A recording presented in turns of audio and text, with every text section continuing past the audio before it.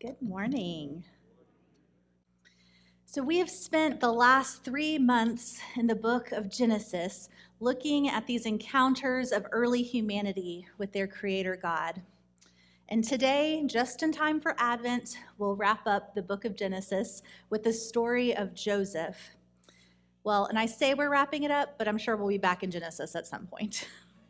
But the almost last third of the book of Genesis is the story of Joseph, which we've talked about for the last 2 weeks. Last Sunday, Kayla preached on the reconciliation of Joseph with his brothers when they come to Egypt seeking help. And today we come to Genesis 50, the very end of the book. And as I was looking at this chapter this week, I wondered what this story would have sounded like from the brothers' perspective. You know, the ones who made Joseph a slave in the first place. So I invite you to reimagine the story with them today. It began almost 40 years ago. We remember the day well, the day that Joseph came walking towards us in a colorful robe, a robe that still stings in our memory. As our father Jacob placed that robe on Joseph's shoulders, he uncovered the wounds in our hearts.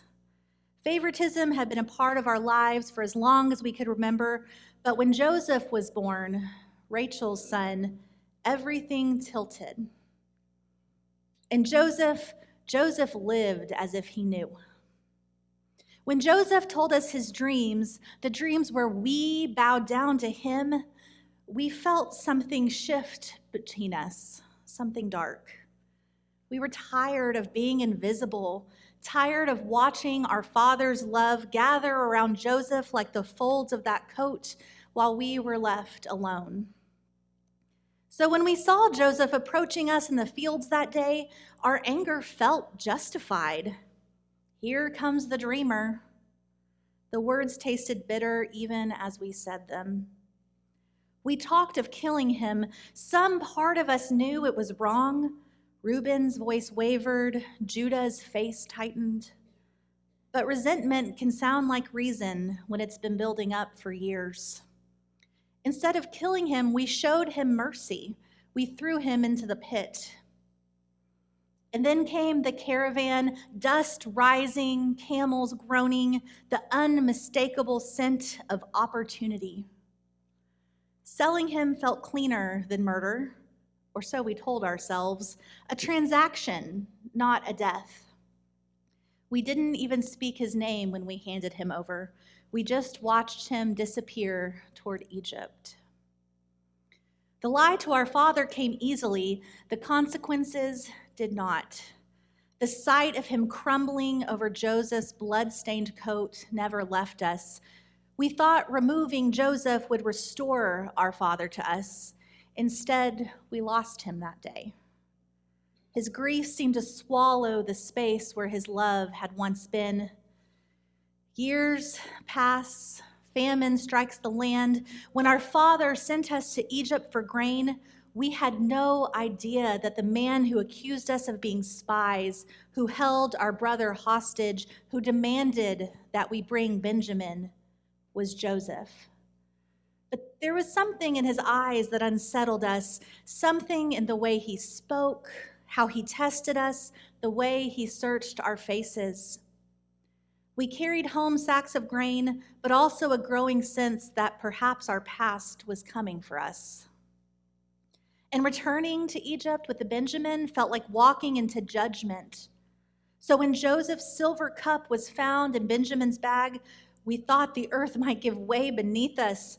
Judah stepped forward, offering himself instead, the same Judah who once suggested selling Joseph. We had changed, or at least we were finally willing to. And then the man wept, loud, uncontrollable sobbing. "I am Joseph," he said. The world stopped. We couldn't breathe. We couldn't speak. God sent me on ahead to pave the way and to make sure there was a remnant in the land, to save your lives in an amazing act of deliverance. So you see, it wasn't you who sent me here, but God, he told us. His forgiveness, like everything else about him, was larger than we expected. We had hurt him. The world had hurt him, but God had healed him in ways that we hadn't imagined. Joseph was kind to us. We never imagined we'd be forgiven in this way. Is it even possible to forgive so large an injustice? We took his kindness, clinging to not just the survival that he offered us, but the opportunity to thrive.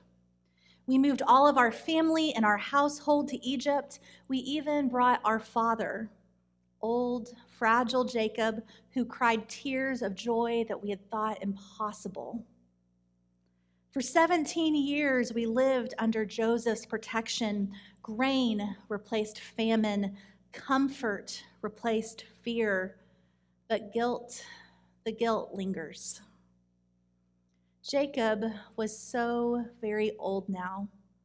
Right before he died, he called all of us sons in and blessed each one of us. And when he died, we all grieved together. What would we do without him, without our patriarch? And after all that grief settled down, we were left with fear.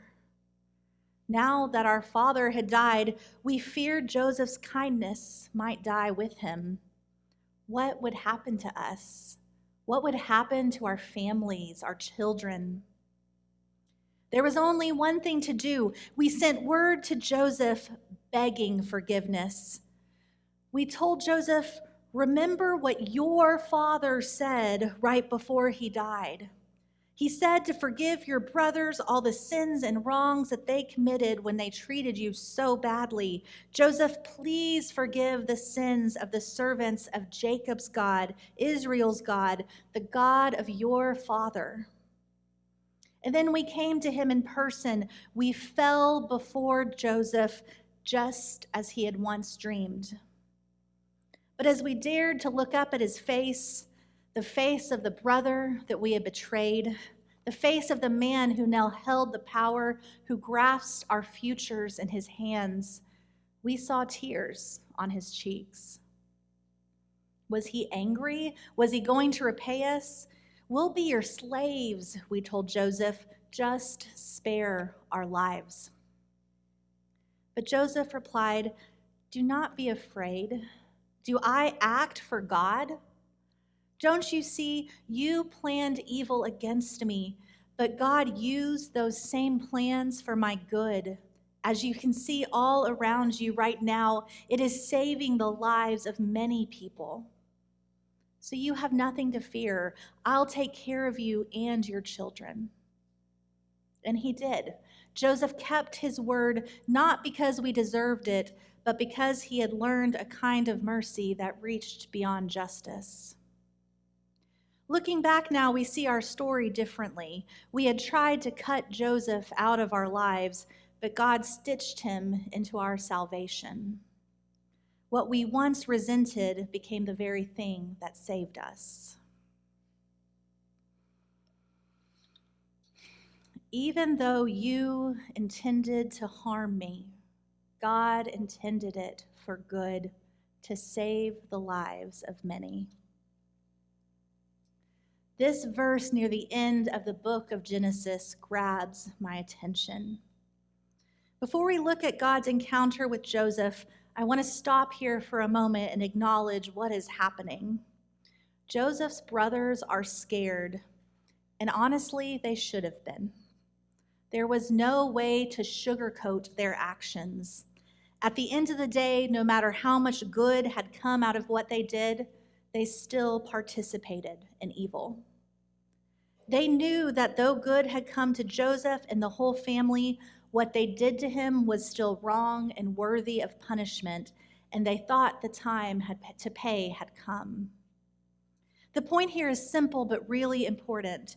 God using evil things for our good does not make the evil things any less evil. We can and should call evil things what they are. Naming something as evil does not somehow disqualify the possibility of good coming from it. Joseph didn't say, well, God made a lot of good things happen, so no worries about your jealousy and betrayal and greed and lies. It was no big deal. Joseph does not dismiss the destruction of what they did. He actually relinquishes the judgment to the hand of God. He tells his brothers, I am not in God's place. After we have witnessed God bringing forth good, we don't have to lessen evil retroactively. And we don't lessen the evil while we are still enduring the consequences. We are allowed to experience the darkness as the atrocity that it is without looking for a positive spin. We can be angry and devastated and sickened. We can be hurt by the pain that evil causes. We can look it in the eye and call it evil, even as we hate every bit of it. And despite the evil in our world and in our experience, we can expect God to bring good. When Joseph encountered God, he transformed despite the evil. God will bring good to God's people through evil. If God is to use all things for good, then we might have to experience that as well. Evil is no less evil in God's presence, but God is that good, that powerful, that wise. When we call out what is evil, we acknowledge that this is not the ultimate reality of our lives. God is so powerful and good that God will overpower evil to use it for the benefit of God's people. And that is what is so significant about what Joseph tells his brothers here at the end of Genesis. When Joseph tells them, even though you intended to harm me, God intended it for good, to save the lives of many. He isn't saying it because he knows it'll be written down in scriptures and quoted forever. Because let's be honest, that is a really good quote if you know that's going to happen. But Joseph tells his brothers this because he knows God. He has encountered the living God, and God has continually rescued him. God has continually caused him to thrive when he should have struggled.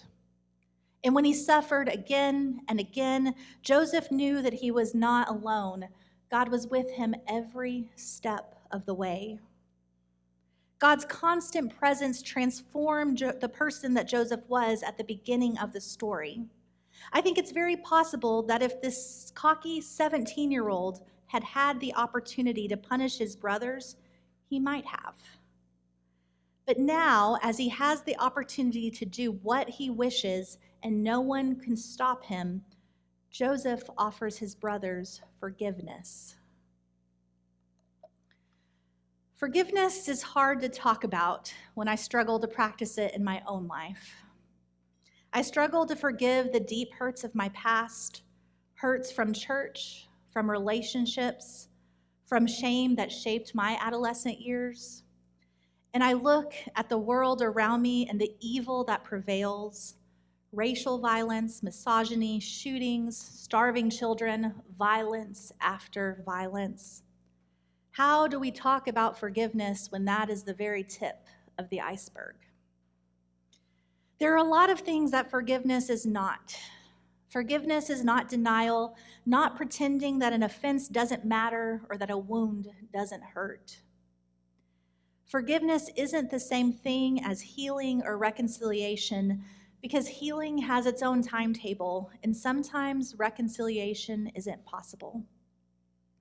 Forgiveness isn't a shortcut. True forgiveness calls us to mourn and lament and hunger for righteousness. Forgiveness is not instantaneous. It is a messy, non-linear process. Look at Joseph. Before he forgave his brothers, he did scare them when they first arrived in Egypt. It was messy and slow and painful. It was a process that Joseph had to arrive at with time. Forgiveness works hand in hand with the demanding work of repentance and transformation. Joseph had suffered. Joseph had had so many wrongs done to him. He had been betrayed, abused, lied to, made the villain.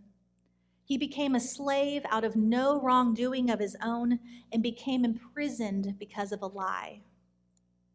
And yet, Joseph and you and I and every other human made in God's image are created for goodness.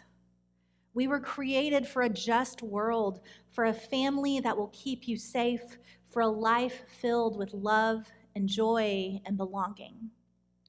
And when those things are taken from us, when the people who should protect us betray us, when fear and resentment and pride lead to injustice in our world and in our lives, we see that evil has real consequences. We feel that loss deep within us. But in the midst of that evil and loss, we too can choose forgiveness, not as an easy fix or an answer, but as a slow transformation where our perspective shifts, where our pain slowly gets smaller, where we can see the bigger picture the further away we get from the pain. Slowly, things begin to change as we choose love over resentment. Slowly, we choose to hold on to forgiveness so that we can release the bitterness. Slowly, we give up our longing to be understood as we realize that we were always known and seen by God. Slowly, we hunger for justice in God, knowing that God is the only one powerful enough to secure it. Because God alone has the power to proclaim a justice that can heal both the oppressed and the oppressor. Slowly, forgiveness transforms the way that we see our lives and the world around us. God is in our story, so we can trust that it will not end in evil. There will be another turn, another chapter, another grace that we never expected. Joseph had encountered evil, and it changed his life. But Joseph has also encountered God, and he is transformed. He knew the value of continuing to live and trusting that God would provide.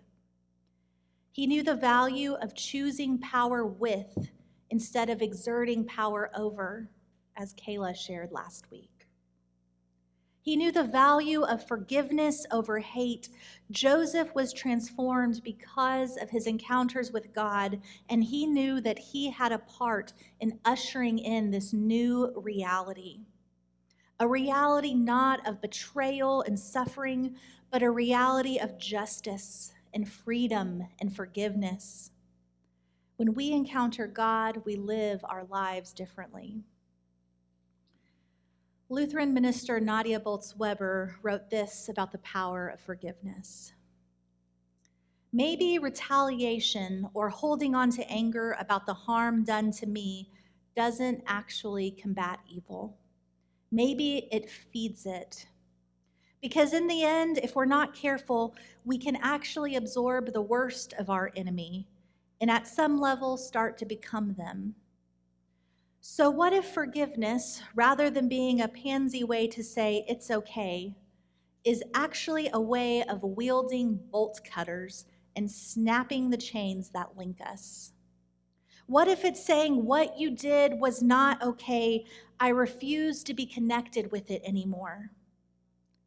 Forgiveness is about being a freedom fighter, and free people are dangerous people. Free people aren't controlled by the past. Free people laugh more than others. Free people see beauty where others do not. Free people are not easily offended. Free people are unafraid to speak truth to stupid.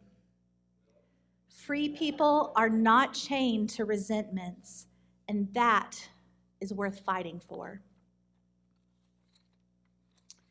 As we encounter God, we take up the hard work of forgiveness for the sake of both wholeness and justice, for the sake of freedom for the oppressed and the oppressor. It might be the most important work that we do for the life of the world. As you encounter God, may God heal what we have broken. May you know that God's purposes cannot be stopped. And may God turn the harm intended for you to good as God accomplishes God's work in the world. Amen.